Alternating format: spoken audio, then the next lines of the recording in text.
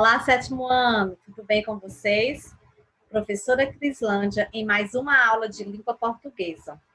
Hoje, no vídeo 23, nós vamos tratar dos tempos verbais do modo indicativo. Lembrando que o modo indicativo é o modo da certeza. Na aula passada, vocês trabalharam o presente do modo indicativo. Na aula de hoje, nós vamos trabalhar o pretérito e o futuro. Então, pessoal, o pretérito, ele se divide em três: pretérito perfeito, pretérito imperfeito e pretérito mais que perfeito. E o futuro? Futuro do presente, futuro do pretérito.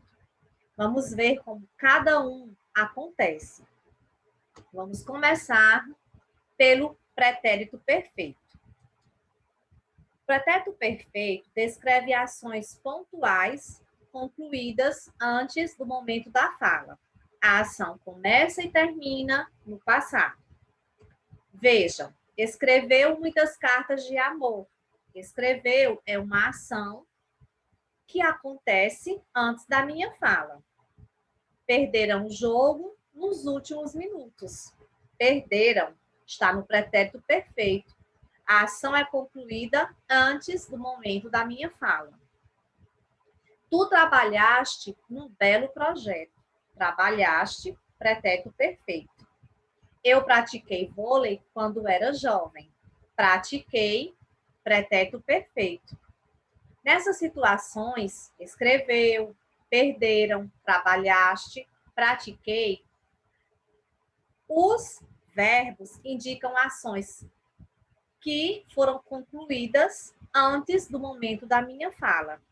Portanto, temos pretérito perfeito. E o pretérito imperfeito, como acontece? Nós temos duas situações de pretérito imperfeito.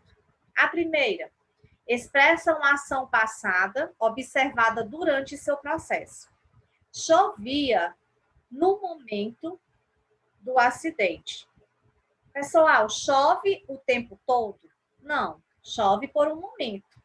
Então, chovia é uma ação passada que você observa durante o processo de realização. É pretérito imperfeito. Observem a outra frase. Atravessava a rua escura na hora do assalto. Atravessava é pretérito imperfeito. Você atravessa a rua o tempo todo? Não, você atravessa a rua em algum momento. Atravessa uma avenida, atravessa um rio.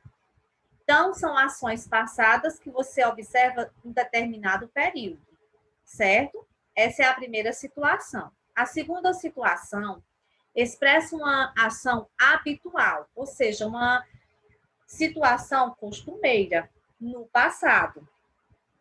Observem as frases. A primeira, ela conversava muito durante as aulas. Quando eu digo que ela conversava indica uma ação habitual. Uma ação que se repetia sempre. Ela não conversou apenas uma vez, ela conversava sempre. Era uma ação costumeira, habitual. Da mesma forma, na frase, Jorge pescava quando era jovem. Pescava é uma ação passada, né, que acontecia com frequência, era uma ação habitual. Jorge pescou uma vez? Não, pescava quando era jovem. A ação se repetia sempre. Então, aí estão as duas formas de pretérito imperfeito. E o pretérito mais que perfeito. Pretérito mais que perfeito expressa uma ação concluída antes de outra, também ocorrida no passado. Vamos entender melhor. Quando Marcos chegou, Joana já ligara. Percebam que eu destaquei aí dois verbos, chegou e ligara. Vamos reler a frase. Quando Marcos chegou, Joana já ligara. O que aconteceu primeiro? Marcos chegou ou Joana ligara? Ligar aconteceu primeiro do que chegar. Ou seja, ligara é pretérito mais que perfeito. É uma ação concluída no passado que ocorreu antes de outra ação também no passado. Chegou é uma ação no passado que aconteceu depois, né, da ação de ligar. Ok? Vamos ver outra situação. Ele explicou a todos por que regressara à casa. Vejam que tem dois verbos destacados. Explicou, regressara. O que aconteceu primeiro? Ele explicou ou ele regressara? Aconteceu a ação de regressar. Regressar ocorreu antes de explicar. Depois que ele regressou, é que ele explicou o motivo. Então, ele explicou a todos por que regressara à casa. Regressara, pretérito mais que perfeito. Essa ação aconteceu no passado, certo? Antes dele explicar o motivo do seu regresso. Tá certo? Agora vamos falar de futuro. Futuro do presente. Tem duas situações. Primeira situação, indica uma ação futura em relação ao momento da fala. Quando eu digo assim, analisaremos o projeto hoje à tarde. Analisaremos. A ideia ainda é que a ação ainda vai acontecer. É a ação futura. Num tempo que vai ser depois da minha fala. Analisaremos o projeto hoje à tarde. Na frase, ela viajará nas férias de julho. Viajará, ideia de tempo futuro. A ação ainda vai acontecer. Nós estamos em junho. As férias serão em julho, né? Então, viajará é uma ação futura em relação ao momento da fala, né? Qual seria a outra situação do futuro do presente? A situação 2 descreve uma ação futura possível, né? Ou seja, provável de acontecer, que, no entanto, gente, depende de uma condição para ocorrer. Olha aqui. Quando o aniversariante chegar, partiremos o bolo. Qual é a ação aí de futuro do presente? Partiremos. Partiremos o bolo. A ação é futura. É provável que aconteça. Porém, tem uma condição. Qual a condição? Quando o aniversariante chegar. Antes do aniversariante chegar, nem pensar em partir o bolo. Certo? Então, partiremos o bolo é futuro do presente. Qual é a condição? Quando o aniversariante chegar. Vamos analisar a segunda situação. Quando receber dinheiro, comprarei aquele casaco. Então, eu comprarei aquele casaco. É uma ação que eu estou afirmando, né, que acontecerá. É uma ação futura provável de acontecer. Porém, tem uma condição. Qual é a condição, pessoal? Quando receber dinheiro. Até o momento eu não tenho como comprar, porque eu não tenho dinheiro. Qual é a minha condição para essa ação acontecer? Receber dinheiro. Quando eu receber dinheiro, comprarei aquele casaco. Certo? Então, aí estão duas situações de futuro do presente. Uma ação futura em relação ao momento da fala e uma ação provável de acontecer, porém que depende de uma condição. E agora vamos entender como ocorre o futuro do pretérito.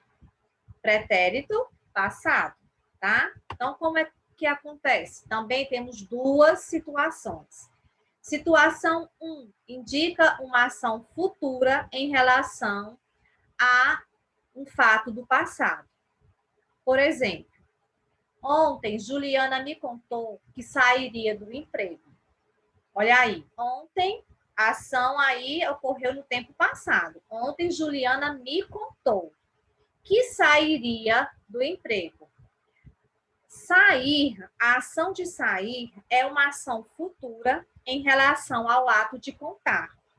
Juliana me contou. Contou aí é tempo ocorrido, né? Tempo passado.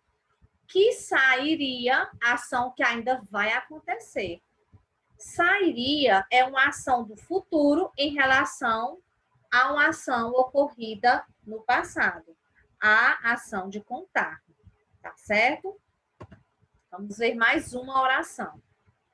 Ele me relatou que terminaria o relacionamento. Ele me relatou. A ação já aconteceu, né? No passado. Relatou o quê? Ele disse o quê? Que terminaria o relacionamento. Percebam que terminaria é uma ação futura em relação ao ato de relatar, de dizer, tá? Então, sairia e terminaria são ações futuras em relação a fatos passados, tá bom? Sairia é ação futura em relação ao ato de contar e terminaria é ação futura em relação ao ato de relatar. Descreve uma ação futura improvável, porque depende de uma condição difícil de realização. Olha aí, gente. A ação futura já é improvável. Por quê? Porque depende de uma condição que é difícil de acontecer. Olha aqui. Se eu tivesse dinheiro, compraria aquele carro. Então, compraria é uma ação futura improvável. Improvável por quê? Porque depende de uma condição. Qual é a condição para eu comprar aquele carro, gente? Eu ter dinheiro. Olha, se eu tivesse dinheiro, é uma condição. Se eu tivesse dinheiro, compraria aquele carro. Então, compraria é uma ação futura improvável, porque estou dependendo de outra ação muito difícil de realizar. Compraria é futuro do pretérito, tá? Outra situação, se ele convencesse o chefe, viajaria por uma semana. Viajaria é futuro do pretérito. Viajaria é uma ação futura improvável. Não é certo acontecer, porque eu dependo de uma condição difícil de ser realizada. Qual é? Convencer o chefe, né? Se ele convencesse o chefe é aquele casca grossa, sabe? Que não abre mão de nem um diazinho de descanso. Quanto mais uma semana. Então, tá muito difícil viajar por uma semana. Por quê? Qual é a condição? Eu teria que convencer o chefe. Então, viajaria é uma ação futura, improvável, porque depende de uma ação difícil de realizar. Tá bom?